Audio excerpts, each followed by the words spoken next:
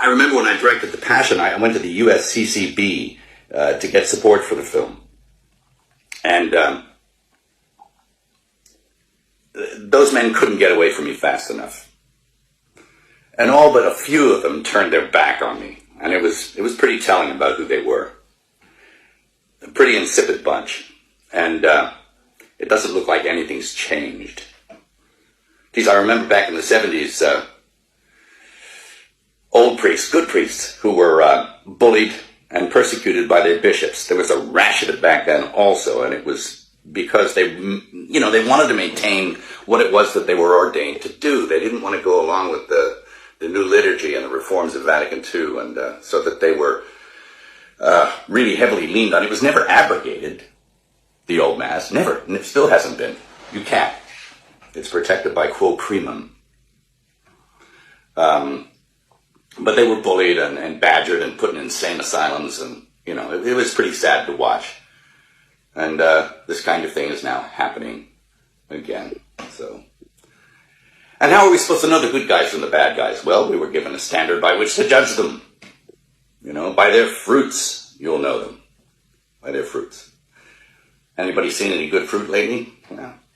It's tough. And look, I'm a pretty sinful guy. I mean, I'm as venal as the next guy. But I know the difference between a shepherd and a hireling. And I think that the vast majority of these bishops are just a bunch of hirelings. And my question is, who's hiring them?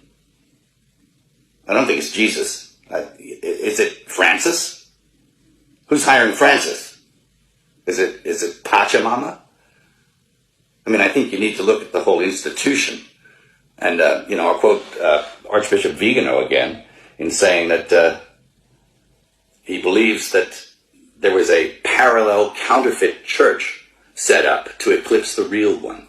Mel Gibson, a very, very interesting person so far. So we know that he's working on a 4-part documentary exposing Hollywood and exposing the child trafficking going on. By the way, he's putting his life at risk. We already know what happens to people that try to expose the truth, especially him. And in 1998, right, he, in this video, is talking about a person that he spoke to. Some type of producer. But if you hear the way he's explaining this, he has definitely encountered something much bigger than life. Something biblical. Something Antichrist, evil-like. And it seems that after this film in 1998, Mel Gibson began to fall. All type of controversy started to happen. Listen, when you speak out against these things, usually good things do not come your way. When you speak out and let people know the secrets behind this demonic type of industry, which is Hollywood overall, entertainment. Hollywood, this guy has done The Passion of Christ, Apocalypto, Lethal Weapon. He's a legend within himself.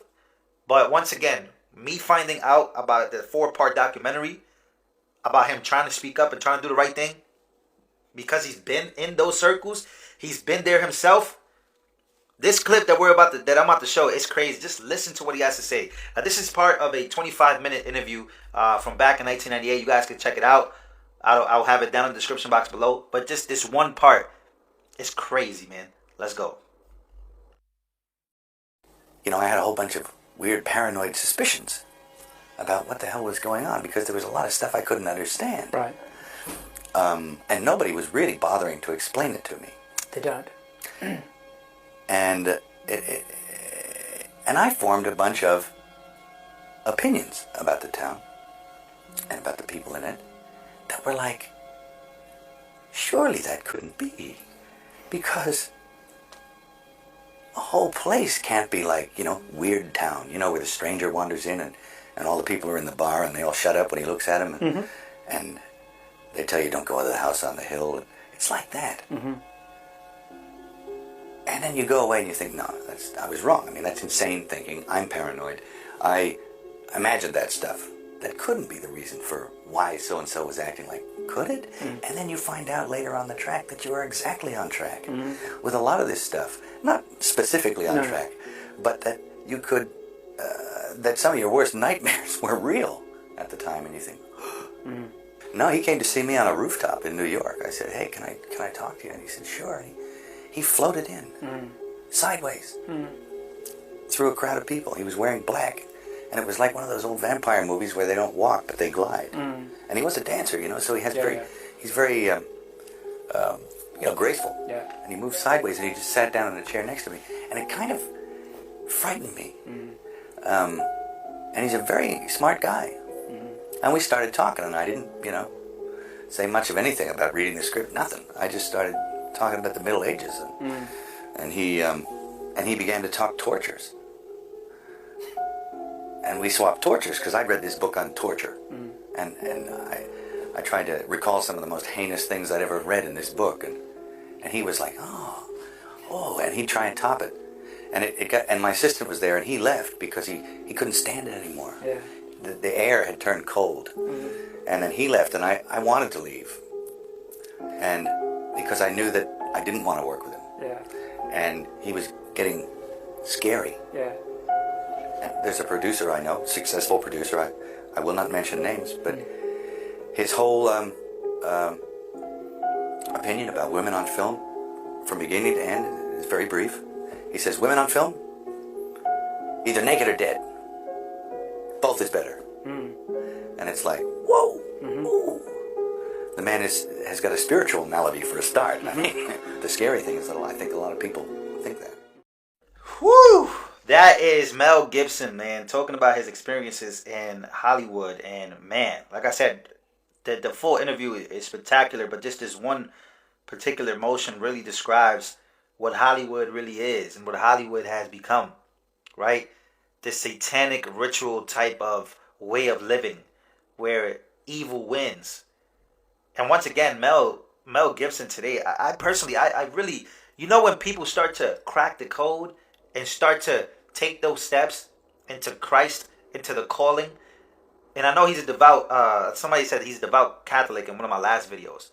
But this guy has been exposing this for a while. And you could tell the way someone's life is headed that it has affected them and the secrets that they spill. And now he's working on a 4-part documentary series about the child trafficking going on in the United States of America and Ukraine and all these different things. I mean, these are deep, dark secrets that people are trying to protect. He's about to expose a $34 billion business. A $34 billion a year business. That's more than the airlines of today. I'm not sure. I think American Airlines, if I'm not mistaken, they make over $22 billion a year. I mean, ladies and gentlemen, protect this man that clearly has seen one of the most evil things you can. People like this that have gone through hell, people like this that have gone through it all, depression, controversy, crazy comments, cancellation, all of the things. Like, there's a reason why these people exist and have gone through trials and tribulation. Because they know, they've seen it with their own very eyes. They've seen it with their own very eyes. They've experienced it. And God uses these people in mysterious ways. If you look at some of the best people on this planet, they have gone through it all. They have gone through every controversy, every cancellation possible by people. The way that people think about them is usually extremely bad, but those are the same people that bounce back and they have seen it all, done it all. This guy right here encountered something crazy, and now he's taking steps in 2023 to expose it all. God protect this man, because we don't know. We don't know what could happen to somebody like Mel Gibson. We don't know, man. He's been low-key. I think he was seen at a UFC event saluting Donald Trump. Donald Trump also reposted something about him on Truth Socials. So you can tell the correlation of where some of these controversial people are trying to take America and trying to expose these elites, this establishment that exists. You guys let me know exactly what you think about Mel Gibson and the story. This is crazy. But this is what Hollywood has become, and this is what Hollywood has always been, in my opinion. Just evil, satanic stuff that happens and must be exposed. Especially when it comes to children, man. I'll see you guys on the next one, man. Follow me on Rumble at Lou Valentino. Join the locals today. Got a phone call from Mel Gibson. He actually did the final edit of The Sound of Freedom. That's how we know each other, but not well enough that I'd be getting phone calls. And he told me that he was in Budapest at the time. This was right hours after the invasion, and he said he supports a bunch of orphans in Ukraine, and he was worried about them, and he asked if I could help get them out. So now I've got 12 from my wife, I got 13 others from Mel Gibson, and I'm thinking, okay, I got this list of kids I got to get out. I told Mel, I said, you got to help me. This is going to be expensive. I won't ask you for direct donation, but can you help me film this? Let's film what's happening so we can get people to understand and they can support us. He said, no problem. He helped us get set up and started filming. 4 months later, what I thought was going to be maybe a documentary about Ukraine ends up being a 4-part docuseries that's almost done. It's being produced by DNA Films and executive produced by Tony Robbins. That's how crazy it got and how prophetic my wife was. When I showed up in Ukraine with a list of, I think, 20 names, the Ukrainians countered me and gave me over 10,000 names of orphans that they didn't know where they were because of the chaos caused by war. And more importantly, and more frightening to me, was the fact that I know that human trafficking is a $32 billion a year business. It's the fastest growing criminal enterprise in the world, and I also know how kids get forced into that market. And it's through vulnerable situations like in the aftermath of a hurricane, mostly in a developed country, or an earthquake, or in this case, a war. And so the traffickers call it harvest time. And that was the intel we were getting. And so we weren't just there to extract those kids, but look for leads. And it really was a miracle what happened. It's one of these things that, faith precedes the miracle.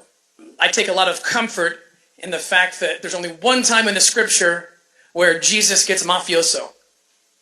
It's righteous because it's Jesus doing it. But if you listen to his words, it's mafioso.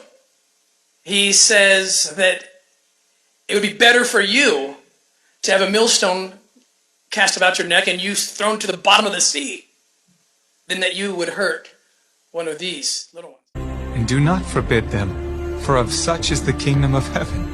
Whoever causes one of these little ones who believe in me to sin, it would be better for him if a millstone were hung around his neck and he were drowned in the depth of the sea.